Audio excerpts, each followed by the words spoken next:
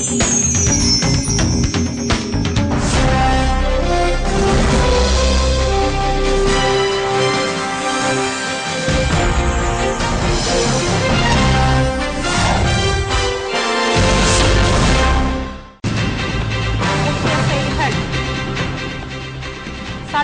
எதிர்க்கட்சித் தலைவர் கேப்டன் விஜயகாந்துக்கு வாழ்த்துகள் குவிகின்றன. பல்வேறு அமைப்பினர் பாராட்டு.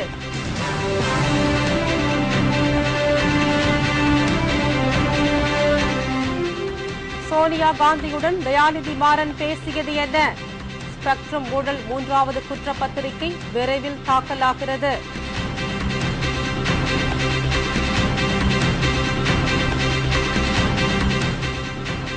நடிகர் ரஜினிகாந்திற்கு சிங்கப்பூரில் சிகிச்சை தொடங்கியது. தமிழக ரசிகர்களுக்கு நன்றி அறிவிப்பு.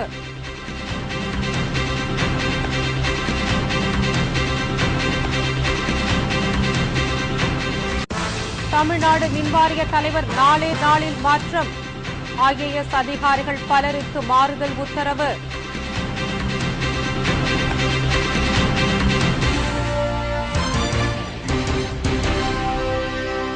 வணக்கம். விரிவான செய்திகள். தமிழக சட்டமன்ற எதிர்க்கட்சித் தலைவர் விஜயகாந்துக்கு பல்வேறு அமைப்புகள் பாராட்டும் வாழ்த்துக்களையும் தெரிவித்துள்ளன. தமிழ்நாடு சட்டப்பேரவை சபாநாயகராக அதிமுகவை சேர்ந்த ஜெயக்குமாரும் துணை சபாநாயகராக தனபாலும் ஒருமனதாக நேற்று தேர்வு செய்யப்பட்டனர். இதையடுத்து சபாநாயகர் ஜெயக்குமார், சட்டப்பேரவை எதிர்க்கட்சித் தலைவராக தேமுதிக நிறுவன தலைவர் கேப்டன் விஜயகாந்த் தேர்வு செய்யப்பட்டதற்கான அதிகாரப்பூர்வ அறிவிப்பை நேற்று வெளியிட்டார். அதைத் தொடர்ந்து தமிழக அரசியல் கட்சித் தலைவர்கள் பலரும், திரைப்படத் துறையினரும் கேப்டன் விஜயகாந்திற்கு நேரிலும் தொலைக்காட்சியிலும் வாழ்த்துக்களை தெரிவித்த வண்ணம் உள்ளனர். மேலும் பல்வேறு அமைப்பினரும் கேப்டனை நேரில் சந்தித்து பாராட்டுகளையும் வாழ்த்துக்களையும் தெரிவித்தார்கள். மத்திய அமைச்சர் தயாநிதி மாறன் காங்கிரஸ் தலைவர் சோனியா காந்தியை அவரது இல்லத்தில் சந்தித்த விவகாரம் பரபரப்பை ஏற்படுத்தியுள்ளது. 2G அலைக்கற்றை ஒதுக்கீட்டு முறைகேட்டில் குற்றம் சாட்டப்பட்டுள்ள கனிமொழி தற்போது திகார் சிறையில் அடைக்கப்பட்டுள்ளார். அவரை சந்திக்க டெல்லி சென்ற திமுக தலைவர் கருணாநிதி காங்கிரஸ் தலைவர் சோனியா காந்தியை சந்திக்காதது குறித்து செய்தியாளர்கள் கேட்டபோது, தற்போது அவரை சந்திப்பது முறையாக இருக்காது என்பதால் சந்திப்பு தவிர்க்கப்பட்டது என்றார். இந்த நிலையில் அடுத்த மாதம் 2 வாரத்தில் 3வது குற்றப்பத்திரிகை சிபிஐ தாக்கல் செய்யவுள்ளது. இதில் மேலும் சில திமுக முக்கிய புள்ளிகள் கைது செய்யப்படக்கூடும் என்றும், குறிப்பாக ராசாவுக்கு முன்பு தொலைத்தொடர்பு அமைச்சராக இருந்த தயாநிதி மாறன் பெயர் குற்றப்பத்திரிகையில் இருக்கக்கூடும் என்றும் கூறப்படுகிறது. இந்த சூழலில் காங்கிரஸ் தலைவர் சோனியா காந்தியை தயாநிதி மாறன் சந்தித்து பேசியது அரசியல் வட்டாரங்களில் பரபரப்பை ஏற்படுத்தியுள்ளது. கைது நடவடிக்கைகளில் இருந்து தப்பிப்பதற்காக தயாநிதி மாறன் சோனியா காந்தியை சந்தித்தாரா என்ற கேள்வி எழுந்துள்ளது. சிறுநீரக கோளாறு சிகிச்சைக்காக சிங்கப்பூர் சென்றுள்ள ரஜினிகாந்த் தனது ரசிகர்களுக்கு ஆடியோ மூலம் பேட்டியளித்துள்ளார். சூப்பர் ஸ்டார் ரஜினிகாந்த் நேற்றிரவு மருத்துவ சிகிச்சைக்காக சிங்கப்பூர் புறப்பட்டு சென்றார். அவரோடு மனைவி, மகள்கள், மருமகன்கள் சென்றுள்ளனர். அவர் புறப்பட்டு போகும்போது ஏராளமான ரசிகர்கள் வழியனுப்ப விமான நிலையத்தில் காத்திருந்தனர்.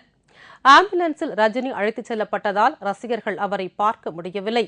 உடல்நிலை சரியில்லாமல் இருப்பதால் முகத்தை காட்டாமல் ரசிகர்களுக்காக தனது குரலை மட்டும் பதிவு செய்து கொடுத்திருந்தார் ரஜினி.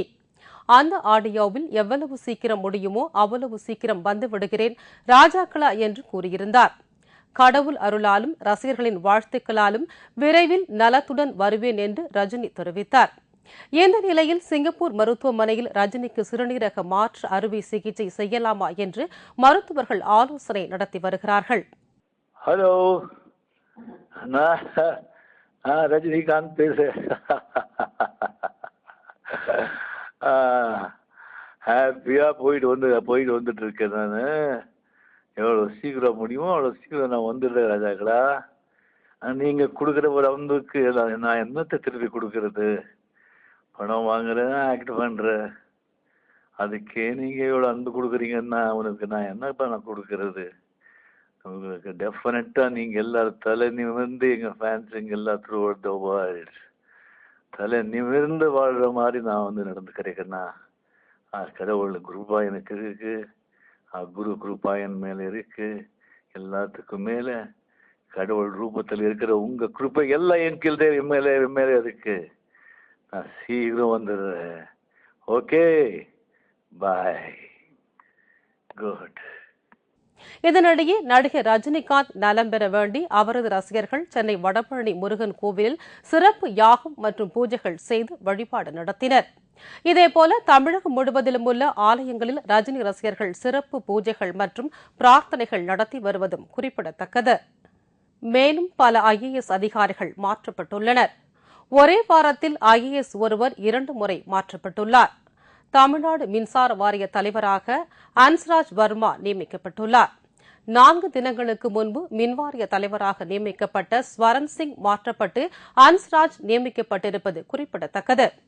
தமிழ்நாடு மாசு கட்டுப்பாட்டு வாரிய தலைவராக ரமேஷ்ராம் மிஸ்ரா நியமிக்கப்பட்டிருக்கிறார். தொழிலாளர் நலத்துறை ஆணையராக ஹேமந்த் குமார் சின்ஹாவும் தொழிலாளர் நலத்துறை செயலாளராக விஸ்வநாத் சங்காகாரும் நியமிக்கப்பட்டிருக்கிறார்கள். தமிழ்நாடு தொழில் முதலீட்டுக் கழக தலைவராக பிரபாகரன் ராவும், சிறு தொழில் வளர்ச்சிக் கழக தலைவராக மோகன் பியாரியவும், பாடநூல் கழக தலைவராக சவுண்டையாவும், அண்ணா மேலாண்மை பயிற்சி கல்லூரி இயக்குநராக ஜோதி ஜெகராஜும் நியமிக்கப்பட்டுள்ளனர். தொழில்துறை ஆணையராக அபூர்வ வர்மா, போக்குவரத்து துறை ஆணையராக கர்மான் சிங் ஆகியோர் நியமிக்கப்பட்டுள்ளனர். ஸ்பெக்ட்ரம் ஊழல் வழக்கில் கலைஞரின் மகள் கனிமொழியின் ஜாமீன் மனு மீது நாளை மறுநாள் தீர்ப்பு வழங்கப்பட உள்ளது.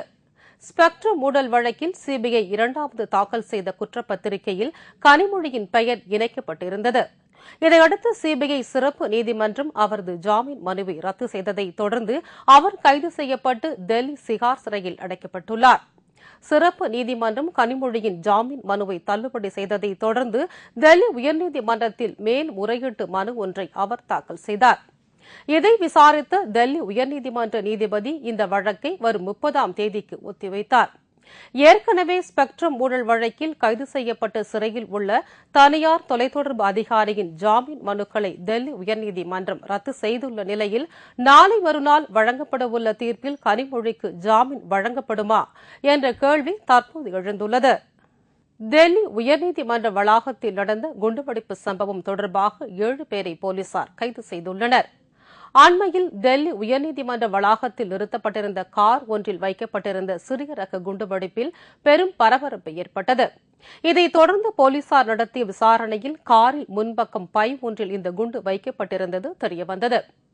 சம்பவம் நடந்த இடத்திலிருந்து ஒயர் துண்டுகள், பேட்டரிகள் கைப்பற்றப்பட்டதை அடுத்து இது தீவிரவாதிகள் சதி செயலாக இருக்கக்கூடும் என்ற சந்தேகம் எழுந்துள்ளது.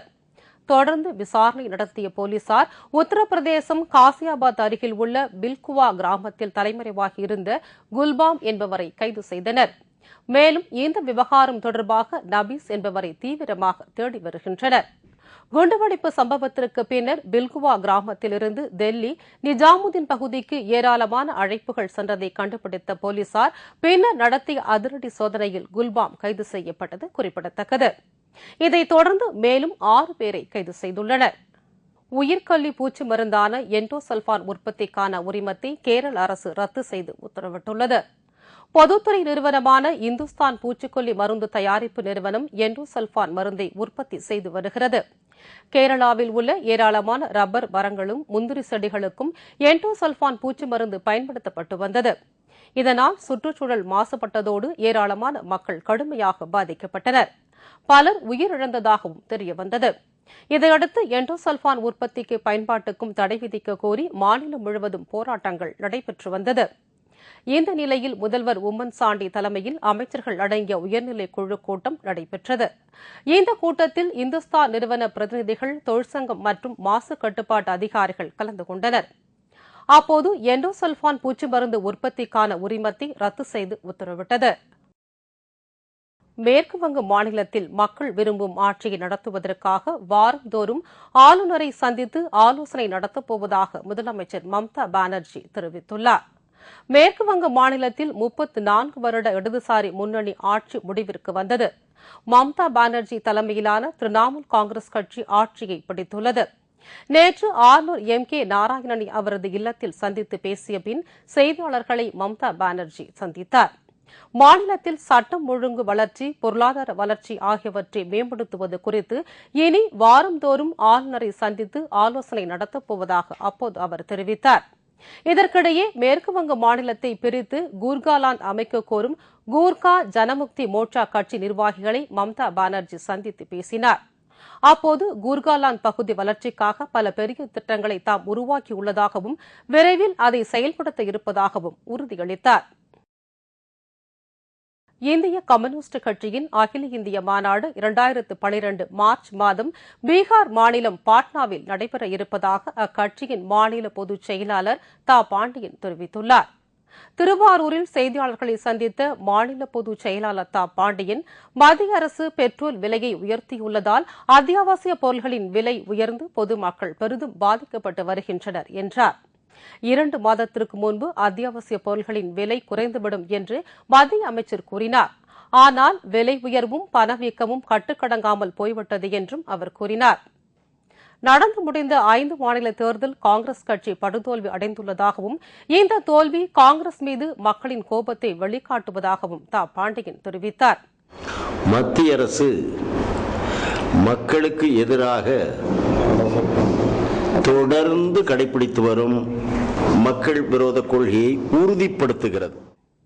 காங்கிரஸ் அரசு பெட்ரோல் விலையை குறைக்க நடவடிக்கை எடுக்கவில்லை என்றால் ஜூன் மாதம் முதல் தொடர்ந்து போராட்டத்தில் ஈடுபட இருப்பதாகவும் அவர் தெரிவித்தார். மேலும் புதிதாக பதவியேற்றுள்ள அதிமுக அரசு மின்சார தடையை உடனடியாக சரி செய்ய வேண்டும் என்றும் அவர் வேண்டுகோள் விடுத்தார்.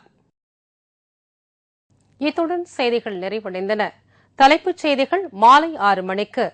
உங்கள் பிரச்சினைக்கு உடனடி தீர்வு காண 30134600 என்ற கேப்டன் டிவியின் தொலைபேசி எண்ணை தொடர்பு கொள்ளுங்கள். வணக்கம்.